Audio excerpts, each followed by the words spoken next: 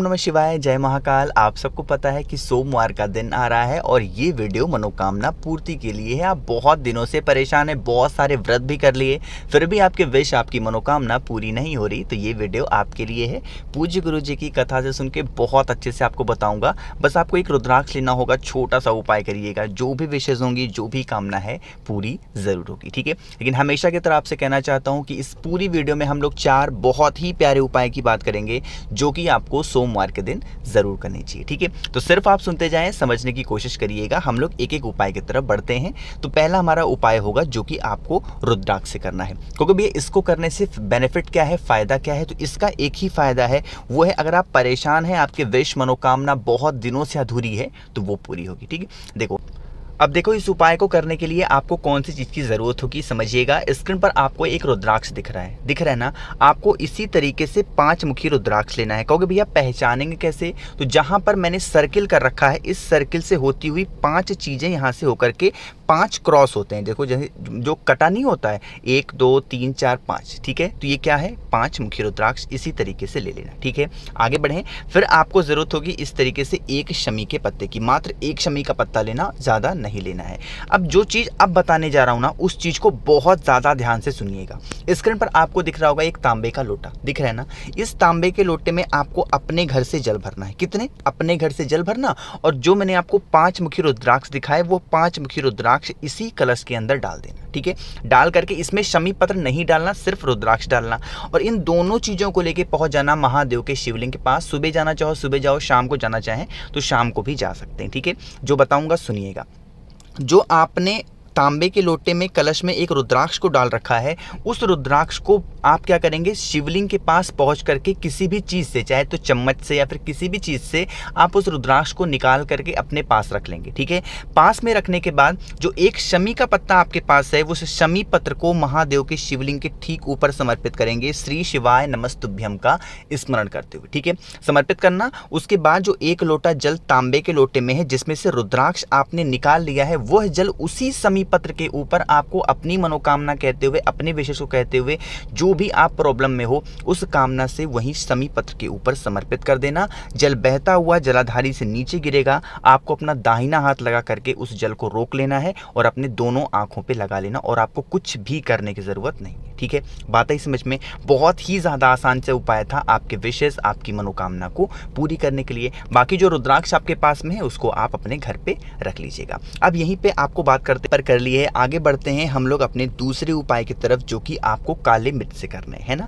Screen पर आपको दिख रहा होगा काले मिर्च। लेकिन उससे पहले समझ लो कि इसको करने से फायदा क्या है। देखो, एक फायदा इससे है कि अगर आपके जीवन में कैसे भी कष्ट हैं, वो कष्ट किसी भी तरीके के हो सकते हैं, धन को लेके हो, मनोकामना को लेके हो, या फिर बीमारी को लेके हो, कैसे भी कष्ट हैं, इस उपाय को करिएगा, ठीक है। मात्र एक काले मिर्च का दाना लेना, ज्यादा आपको नहीं लेना, ठीक है। आगे बढ़ें। फिर यहाँ पर आपको दिख रहा होगा चावल के बहुत सारे दाने दिख रहे हैं ना। आपको इनमें से भी मात्र एक चावल का दाना लेना है, जो कहीं से कटा फिटा, मतलब कटा फिटा कहने मतलब कि कहीं से टूटा हुआ ना हो, बिल्कुल खड़ा चावल हो, ठीक है। चलो आगे बढ़ रहे हैं। उसके बाद आपको लेना होगा इस तरीके से चंदन। चंदन आपके पास पीला चंदन हो, अष्टगंध हो, तो वो भी ले सकते हैं, नहीं है तो लाल चंदन भी आप ले सकते हैं, ठीक है। अब देखो, जो बता रहा हूँ सुनिएगा। स्क्रीन पर आपको फिर से दिख रहा होगा यहाँ पर एक तांबे का लोटा। तांबे के लोटे में जल भरना, कहाँ से? अपने घर से। एक काले मिर्च जो मैंने दिखाया वो डाल देना, एक चावल का दाना जो दिखाया वो डाल देना, ठीक है। जो मैंने थोड़ा सा आपको दिखाया था चंदन, वो भी इसका छींटा इसमें डाल देना, और इस कलश को लेके पहुंच जाना महादेव के शिवलिंग के पास। सुबह जाना चाहो सुबह जाओ,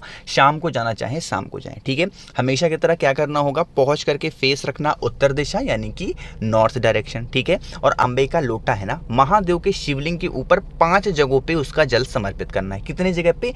5 जगह पे। अब कहाँ कहाँ जल को समर्पित करोगे, सुनिएगा। देखो, बार बार उस कलश में जल नहीं भरना है। जितना भी उस जल में, मतलब उस कलश में जल है ना, उसी कलश से 5 जगहों पे समर्पित करना। जैसे पहला आपको समर्पित करना होगा यहाँ पे भगवान गणेश के स्थान पे, थोड़ा सा जल उसी कलश में से, ठीक है। दूसरा आपको समर्पित करना होगा भगवान कार्तिकेय के स्थान पे।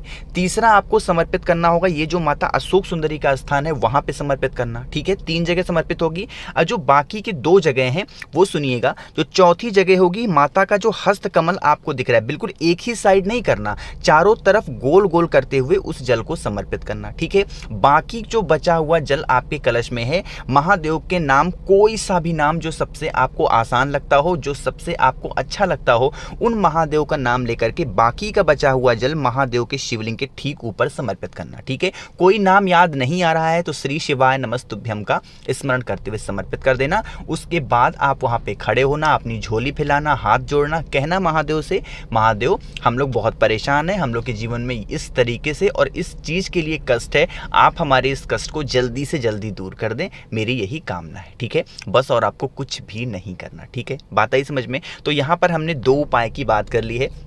आगे बढ़ते हैं हम लोग अपने तीसरे उपाय की तरफ, जो कि बहुत ज़्यादा आसान है। इससे ज़्यादा आसान उपाय मनोकामना पूर्ति का हो ही नहीं सकता, लेकिन बताऊंगा उससे पहले वीडियो को लाइक कर दीजिए, और जो भी लोग मेरी आवाज़ पहली बार सुन रहे हैं चैनल को सब्सक्राइब करिएगा। ठीक है, समझेंगे। स्क्रीन पर आपको दिख रहा होगा बेलपत्र, दिख रहा है ना बेलपत्र? आप क्या करेंगे, मात्र एक बेलपत्र लीजिएगा जो कहीं से कटा फिटा हुआ ना हो, क्योंकि लेना एक ही बेलपत्र है। अगर मेरे जो भी भाई बहन को बेलपत्र नहीं मिलती है तो जो बेलपत्र महादेव के शिवलिंग के ऊपर समर्पित है, चढ़ी हुई है, उस एक बेलपत्र को उठा लीजिए। ठीक है, उसको धुल करके उसके बाद उपाय कर लेना, लेकिन लेना बहुत ही प्यारी सी, जो कहीं से कटे फिटे हुए ना हो। ठीक, एक बेलपत्र लेना। अब आपको और कुछ भी लेने की जरूरत नहीं है, सिंपल सा लेना इस तरीके से तांबे का लोटा, और इस तांबे के लोटे में अपने घर से जल भरना। उस बेलपत्र को आपको इस कलश के अंदर नहीं डालना है, फिर से बोल रहा हूं, उस बेलपत्र को इस कलश के अंदर नहीं डालना। दोनों चीजों को लेके पहुंच जाना महादेव के शिवलिंग के पास। ठीक है, पहुंचने के बाद फेस किधर रखना अपना, उत्तर दिशा, यानी कि नॉर्थ डायरेक्शन। ठीक, अब जो कलश का जल है ना आपके पास, उस कलश के जल में बस उस एक बेलपत्र को टच कराना, उसके जल में टच नहीं कराना है, बस उसी कलश में एक बार उस एक बेलपत्र को टच करना, श्री शिवाय नमस्तुभ्यम का स्मरण करते हुए। ठीक है, इतना कर लिया। उसके बाद जो बेलपत्र कलश में टच किया है, उसी बेलपत्र को महादेव के शिवलिंग के ठीक ऊपर समर्पित कर देना, श्री शिवाय नमस्तुभ्यम का स्मरण करते हुए। बाकी जो कलश आप अपने घर से लेके आए हो, भरा हुआ जल, वह उसी बेलपत्र के ऊपर बिल्कुल धीरे धीरे स्लो मोशन में, एकदम मतलब स्लो मोशन का ये मतलब नहीं कि बूंद बूंद गिराओ, जल की धार टूटनी नहीं चाहिए, बिल्कुल धीरे धीरे गिराना, और जब तक जल गिरे तब तक आपको अपने कष्ट, अपनी मनोकामना, अपने विशेष महादेव से कहते रहने हैं, और जो भी आपकी कामना हो वो भी महादेव से कह देना, और आपको कुछ भी नहीं करना। ठीक है, बात आई समझ में? थोड़ा सा ये बेलपत्र को चढ़ाने का तरीका डिफरेंट था, अलग था, मैंने कोशिश की आपको अच्छा समझाने की। ठीक है, चलो 3 उपाय की हमने यहाँ पर बात कर ली है। अब हम लोग बात करते हैं इस वीडियो के आखिरी उपाय, यानी कि चौथे उपाय की तरफ। कहोगे भैया अब इस उपाय से क्या फायदा है? इसका भी ये चौथा उपाय आपके बच्चों के लिए। ठीक है, अगर आपके बच्चे बहुत ज्यादा जिद्दी हैं, बहुत ज्यादा क्रोध करते हैं, कुछ भी आप कह लो, वो आपकी बात बिल्कुल सुन ही नहीं सकते ना, तो इस उपाय को जरूर करिएगा। ठीक है, देखो स्क्रीन पर आपको दिख रहा होगा तांबे का फिर से लोटा, है ना? हमेशा की तरह क्या करना होगा, इसमें आपको भरना है जल, जो कि कहाँ से, अपने घर से, है ना? अब जो बताने जा रहा हूँ, जो फोटो अगली दिखाऊंगा ना, वो ध्यान से सुनिएगा और देखिएगा। इस कलश का जल, जो भी बच्चा क्रोधी हो, जो भी गुस्सा करता हो, बहुत चंचल हो, आपकी कोई बात सुनता नहीं हो, दिन भर फोन चलाता है, उस बच्चा जब सो जाए आपका, चाहे सुबह के टाइम पे, शाम के टाइम पे या रात के टाइम पे, जब भी आपका बच्चा सो रहा हो, उस बच्चे को पता नहीं चलना चाहिए, और उसके बच्चे के हाथ से जो कलश है ना, उसको एक बार टच करा देना, उसको एक बार छुआ देना। ठीक है, और आपको कुछ नहीं करना है, बस एक बार सोते हुए बच्चे के हाथ से उस कलश को टच करा देना, और लेके चले जाना उस कलश को महादेव के शिवलिंग के पास में। किसका नाम लेके चढ़ाओगे, ये सबसे ज्यादा जरूरी है। तो आपको माता उमा का, माता पार्वती का एक और नाम है जिसको हम लोग बोलते हैं माता उमा, तो माता उमा के नाम से आपको पूरा का पूरा जल महादेव के शिवलिंग के ऊपर समर्पित करना होगा, श्री शिवाय नमस्तुभ्यम का स्मरण करते हुए। ठीक है, अब देखो जब जल चढ़ाओगे ना, बहता हुआ जल जलाधारी से नीचे गिरेगा, इस जल को थोड़ा सा रोक लेना, बहुत ज्यादा नहीं, थोड़ा सा रोक लेना, और जो भी बच्चा, जिस बच्चे के हाथ से कलश को टच कराया था, बस ले जाकर के उसके मस्तक पर वो जल लगा देना माता उमा के नाम से। वो बच्चा बहुत ज्यादा सुधर जाएगा, धीरे धीरे करके जिस भी संगति में है, गलत संगति में है, बात नहीं सुनता, वहां से भी वो सुधर जाएगा। ठीक है, तो कोशिश की इस पूरी वीडियो में मैंने बहुत अच्छा आपको समझाने की। थोड़ा वीडियो आपको पसंद आती हो तो लाइक कर दिया करिए, मुझसे फोन पे बातें करनी है तो इंस्टाग्राम पे फॉलो करें द नेचुरल प्लैनेट 108, और जो भी लोग आवाज़ पहली बार सुन रहे हैं, अचानक से चैनल पे आए ना, तो चैनल को सब्सक्राइब जरूर करिएगा, और हाँ कुछ पूछना हो तो हम नीचे कमेंट में भी पूछ सकते हैं। ओम नमः शिवाय, जय महाकाल।